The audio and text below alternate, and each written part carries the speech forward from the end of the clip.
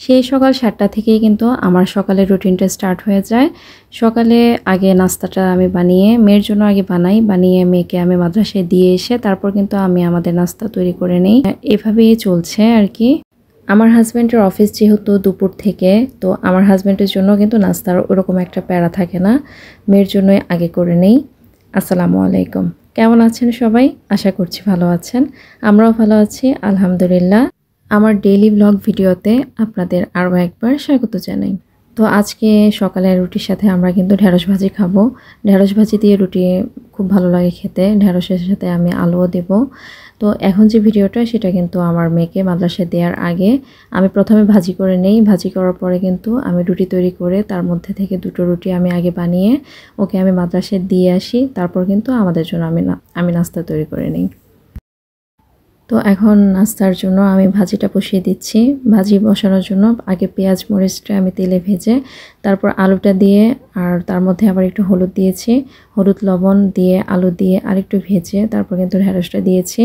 এখন ভাজিটা জাস্ট একটু ভাজা ভাজা করে নেব তেলে, এই আর কি। আর এপাশের চুলায় আমি কিন্তু রুটির জন্য পানিও বসিয়ে দিয়েছি, আর পানিটা হালকা একটু ফুটে আসলে এর মধ্যে আমি পরিমাণ মতো লবণ দিয়ে দেব। আর এখানে আমি কিন্তু চায়ের কাপের 2.5 কাপ পানি দিয়েছি 3 কাপ আটার জন্য।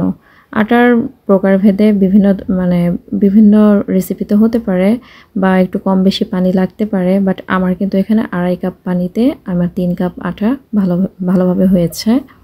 আর আমি কিন্তু আটা কখনোই বেশি পরিমাণে সিদ্ধ করি না, তাহলে কিন্তু আমার রুটিটা খেতে ভালো লাগে না। রুটি পরোটা যেটাই হোক বেশি সিদ্ধ হলে কিন্তু কেমন কাই মনে হয়, ভালো লাগে না।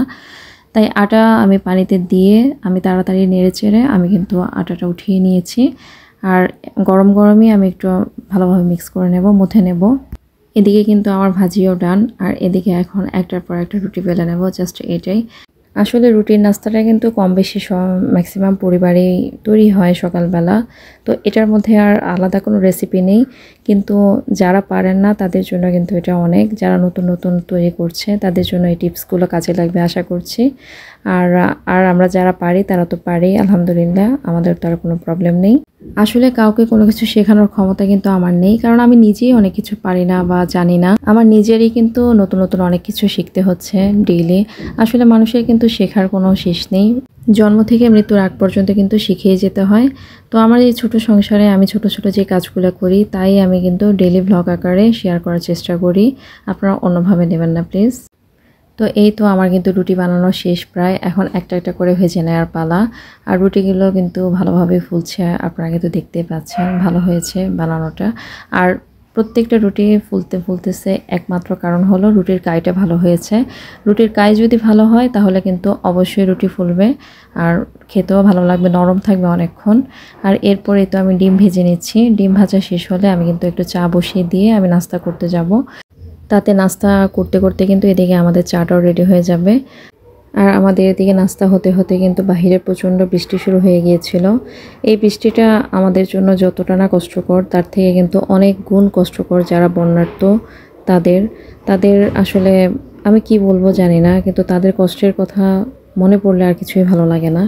আমাদের উচিত যার জায়গা থেকে তাদের জন্য সাহায্য করা, যে যতটুকু পারি সাহায্যের হাত বাড়িয়ে দেয়া। আজকে তারা বিপদে আছে, আল্লাহ তাদেরকে যেন ওই বিপদ থেকে রক্ষা করেন সে দোয়া করা, আমাদের এতটুকুই তো আমরা করতে পারি। আসলে সাধ্যের বাইরে যেহেতু আমাদের কারোই কোনো কিছু করা সম্ভব না, তাই আমরা যার জায়গা থেকে দোয়া করব বেশি। আল্লাহ আমাদের সকলের দোয়া কবুল করুন, আমিন। নাস্তা আমাদের শেষ হয়ে গিয়েছে, এখন অন্যান্য কাজগুলো করে নেব। এটাই তো প্রতিদিনকার ডেইলি রুটিন আমাদের। তো কাপড়গুলো আমি মেশিনে দিয়ে তারপর কিন্তু আমি চলে যাব আমার যে নাস্তার পরে যে থালা বাসনগুলো বের হয়েছে ওগুলো ধোয়ার জন্য। তারপরে অন্যান্য কাজ করে নেব। আর হলো যে দুপুরে রান্নার প্রিপারেশন তো রয়েই গিয়েছে। আজকে আর আমি দুপুরে রান্নাটা শেয়ার করছি না, আমার অন্যান্য কাজগুলো শেষ করতে আপনাদের কাছ থেকেও বিদায় নিয়ে নিচ্ছি। আজকে এ পর্যন্তই। আমার নেক্সট ব্লগের আমন্ত্রণ জানিয়ে এখানেই শেষ করছি। আশা করছি আমার ব্লগটি ভালো লেগেছে। আল্লাহ হাফিজ, আসসালামু আলাইকুম।